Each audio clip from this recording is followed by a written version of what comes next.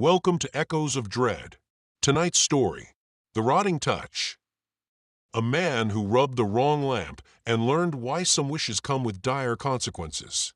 Since there are no visuals, let your imagination run wild. Let's get started. Meet Liam Crawford. 6 months clean from the curse, and I still wake up screaming. You want to know about power? Getting exactly what you ask for? Sit down and shut up, because this shit will ruin your sleep for weeks. I was a nobody. 28 years old, working at Murphy's Antiques downtown, making $12 an hour cataloging dead people's junk. My girlfriend dumped me. She said I had no ambition. My studio apartment smelled like failure and instant ramen. Every morning felt like drowning in slow motion. That's when the estate sale came in from the Blackwood house. The old lady died alone. The family wanted everything gone fast. I'm sorting through boxes of moth-eaten clothes when I find this brass lamp. The thing looked like it crawled out of a bad movie. Ornate, covered in symbols that made your eyes hurt, heavy as hell, warm to the touch. I rubbed it with my sleeve, trying to clean off the grime. That's when my life went straight to hell.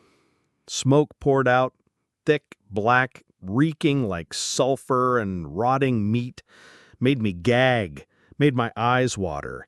When it cleared, there's this man standing in my back room. Tall, handsome, wearing a suit that cost more than I made in 6 months. But something was wrong with him. His smile was too wide, showing way too many teeth. When he moved, the air around him shimmered like heat off asphalt. Meet the Djinn. Well, another desperate soul seeking change. I'm backing away, knocking over boxes, heart hammering like a drum. What the fuck? Who are you? I am what your kind calls a djinn. I grant wishes, Liam Crawford. One wish, make it count. Here's the thing about desperation. It makes you believe in fairy tales. Standing there in that dusty room, staring at something that shouldn't exist, I wanted to believe. I needed to believe.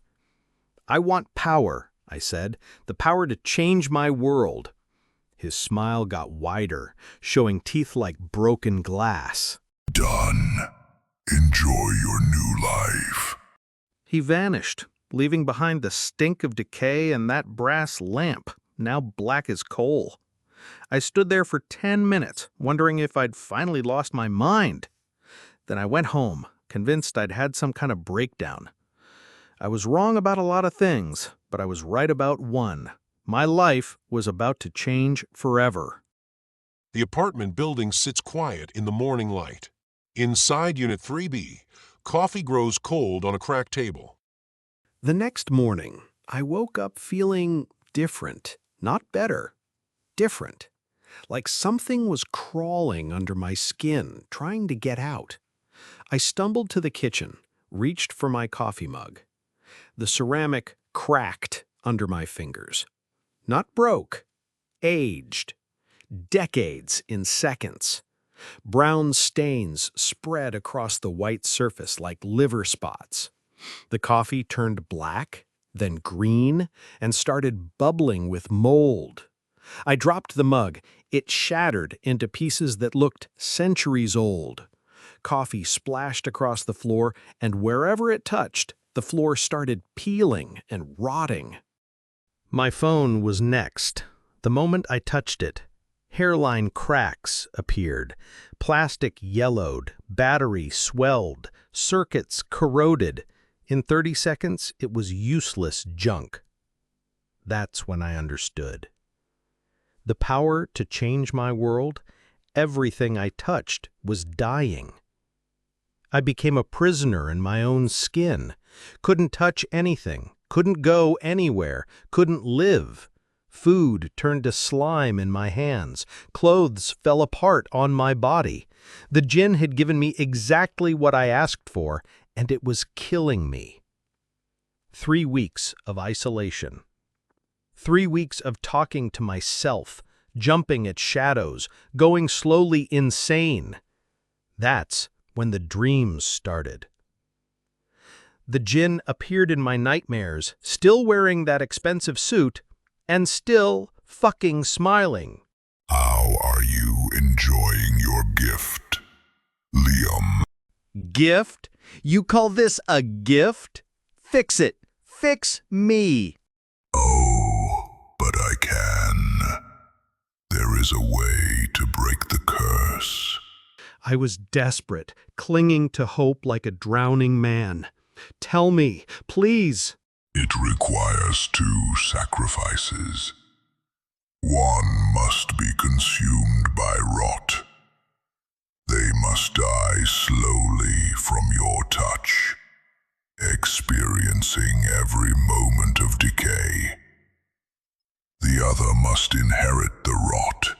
They must accept the curse willingly through skin contact. You want me to kill someone and curse someone else? I want nothing. You ask for power. All power demands sacrifice. Choose people you love, Liam. The curse feeds on emotional connection.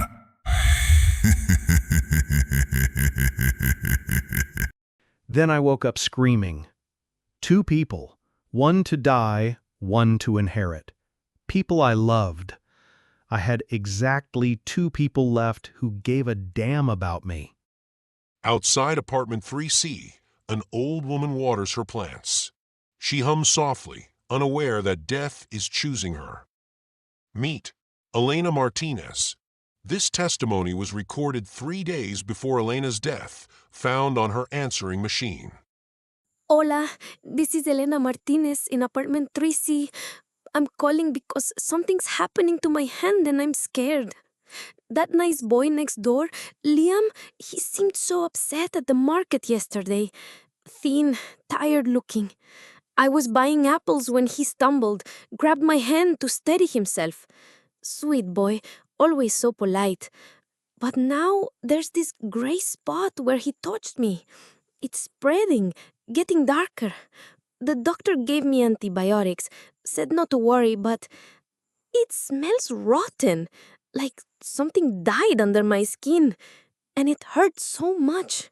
Dios mío, it hurts. I tried calling Liam, but his phone just rings. I think he's avoiding me. Maybe he knows what this is. Maybe he did this to me. No, that's crazy talk. Liam's a good boy. Troubled, but good. The gray spot just moved, spread up to my wrist while I was talking. This isn't an infection, is it? Someone please help me. I don't want to die alone. Message ends. Elena took 7 days to die. 7 days of listening to her moan through the thin walls. 7 days of that sweet, rotting smell getting stronger. By day 5, the infection had reached her chest. By day 7, she was gone. I heard her last breath through the wall, a rattling sigh that seemed to go on forever. That's when I called Marcus. Hey, it's me. I need you to come over. It's important. Meet Marcus. Liam? You sound weird. Are you okay? I need to see you. Please. Marcus was the kind of brother who dropped everything when family called. Even for me, even after years of being nothing but a bitter and distant ass. When he arrived, I was waiting outside Elena's apartment. Through the door, we could hear the silence where her breathing used to be. What's that smell? My neighbor. She's dead. Jesus Christ, Liam. Did you call the police? I opened Elena's door. The smell hit us like a punch straight to the face. Death, decay, and human suffering. Elena was on her bed, what was left of her. The infection had eaten through her chest right to the bone. She was still holding a rosary in her remaining hand. Marcus started toward her, wanting to help even though it was too late. That's when I grabbed his wrist, skin to skin, and held on tight.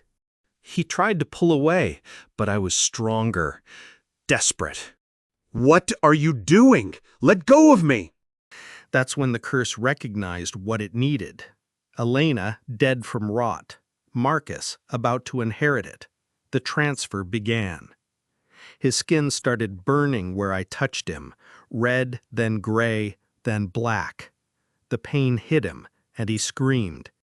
What did you do to me? What did you do?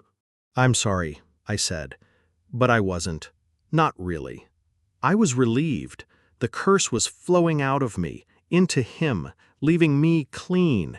His agony was the price of my freedom, and I was willing to pay it. Marcus stumbled backward, staring at his wrist in horror. The blackness was spreading up his arm like spilled ink.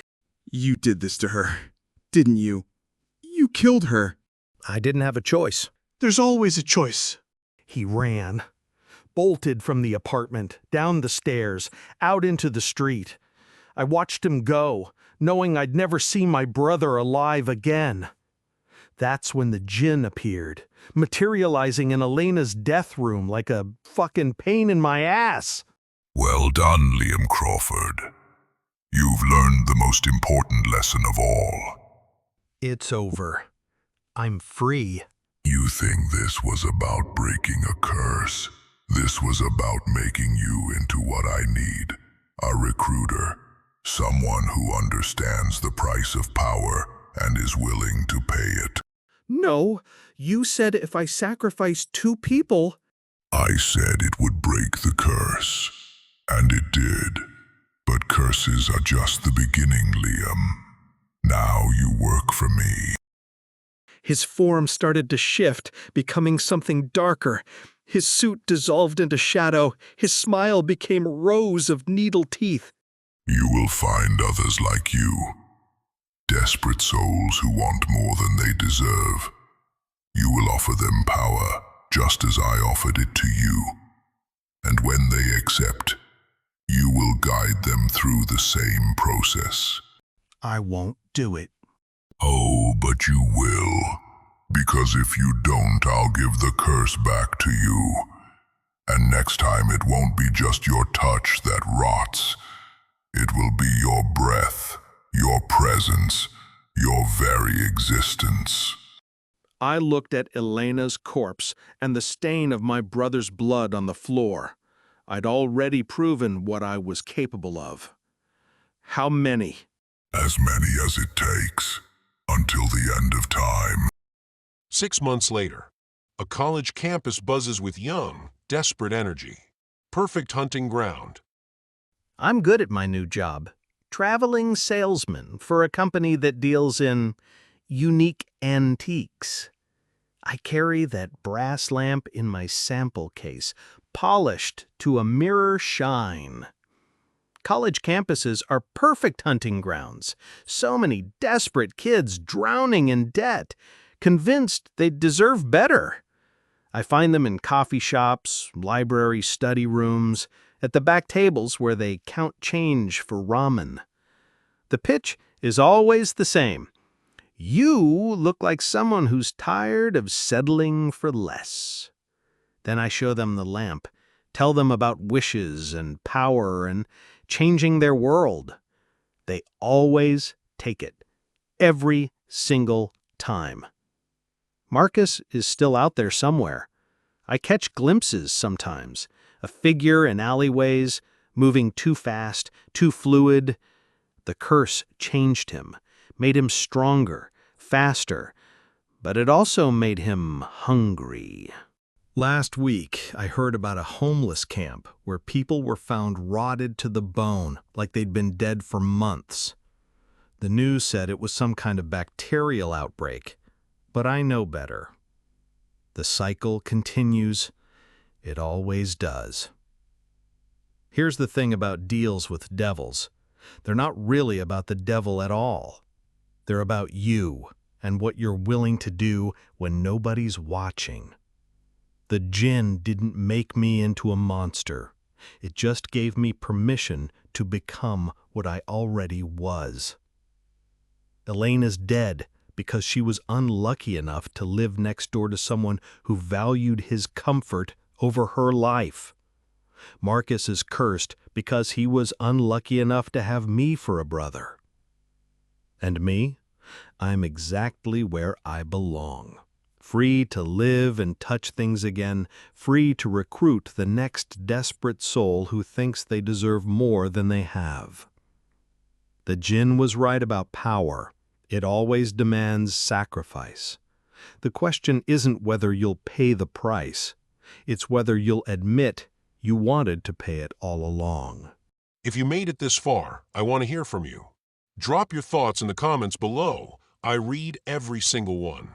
And if you like this story, don't forget to hit that like and subscribe button for more dark tales and ring that notification bell so you never miss a nightmare.